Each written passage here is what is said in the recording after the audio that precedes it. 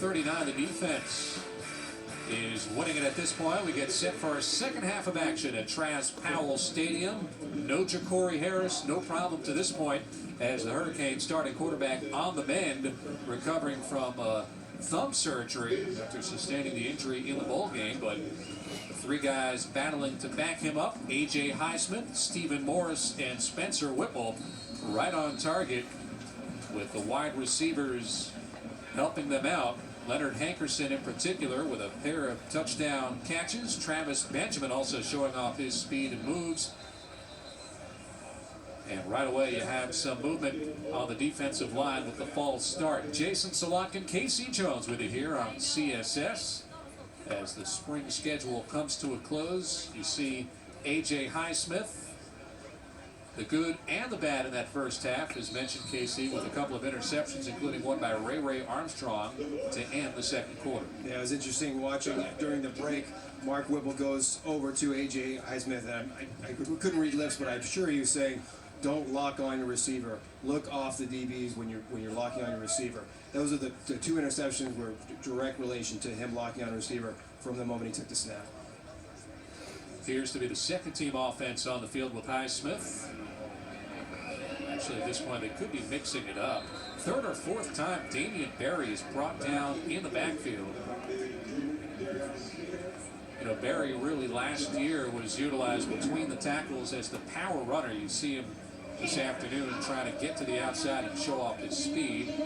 3 touchdowns and 2 picks thrown by Highsmith. Stephen Morris, the true freshman, with a touchdown, and 2 thrown by Spencer Whipple. The fade pattern being used to perfection on a few occasions in the first half. Highsmith is in the shotgun after the penalty and the loss by Berry. 2nd and 25. Highsmith has time, but he overthrows the intended receiver, Damian Berry. Berry actually not sure if it was intended for him or the tight end, Richard Gordon, who ran a route right in front of him.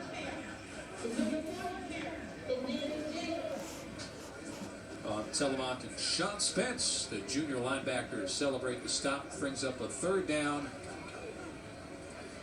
Actually a 2nd down and 25 on the scoreboard. No, it is 3rd down and 25. We mentioned again the schedule coming up in 2010. The Hurricanes get it started at home at the newly named Sunlight Stadium against intrastate rival Florida A&M.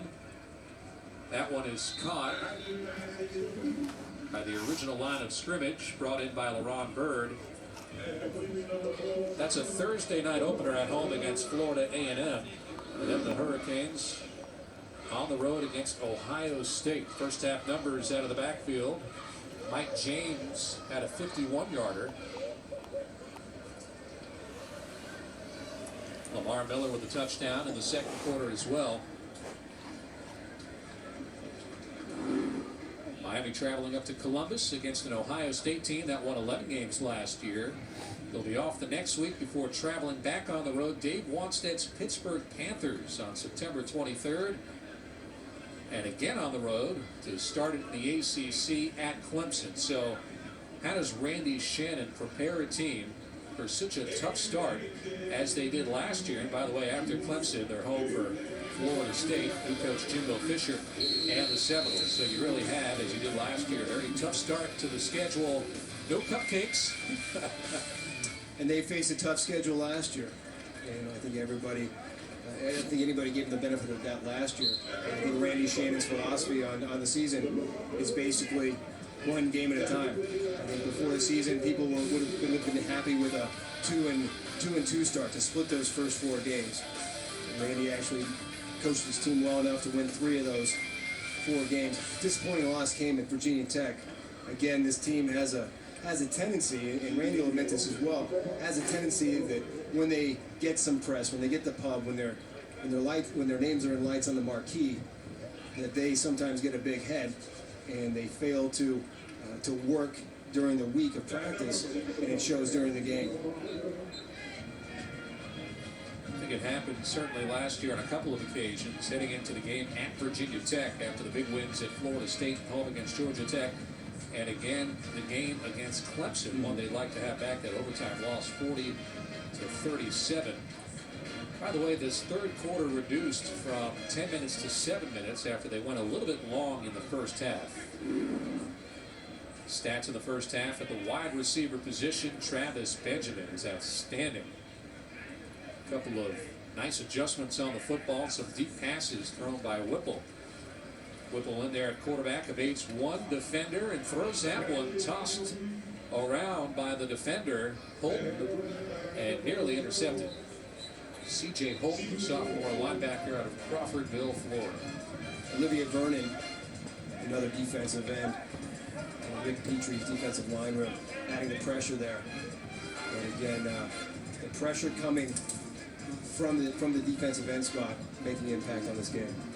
Well, Allison Williams earlier spoke with Javaris James, who participated in Pro Day yesterday. She's now with another recent graduate of UM, Sam Shields. Yes, I am here with Sam Shields, and Sam, talk to us a little bit about how you've been getting ready for the draft here next month. I've been working with Andrew Swayze, from weeks to weeks, getting ready for the Pro Day. Andrew Swayze has been doing a good job with us, getting our times down, just working a lot with us. Coach Swayze's been such a big part of the program here with you for so many years, and a lot of his former guys out here on the sideline today. Are you enjoying yourself here? Oh, yeah, just to come back and just look at some of the guys that you've been working with from last year, it looked good out there.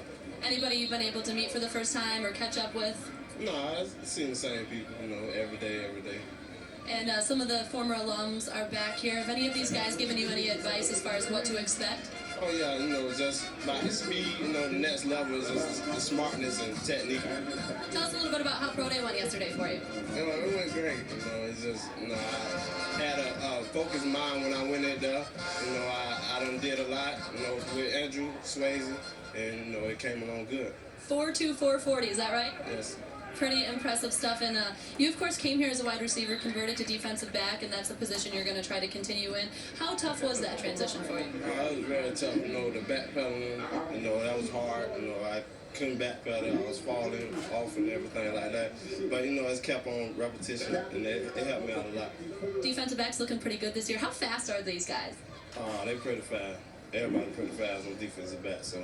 Who's the fastest? You talking about now on the team? Yeah. DVD, DeMarcus Van Dyke. Marcus Van Dyke. All right, Sam Shields, thank you so much for your time, guys. All right, thanks a lot, Allison. What a scene it was down at UM yesterday as Highsmith throws this one on a rope, and it is almost brought in. Incomplete. Downfield for the Hurricanes, the speedster Tommy Streeter, 6'5", 209. Streeter broke onto the scene in that bowl game with a big catch against Wisconsin, just unable to keep that one in his hands. 47-yard reception opened some eyes in the Champs Sports Bowl against the Badgers. But Casey, can you relate to a 4.2 40 run by Sam Shields yesterday? Me? No. Actually, 4.2, maybe in a 20. Right. I can relate to that. But Sam Shields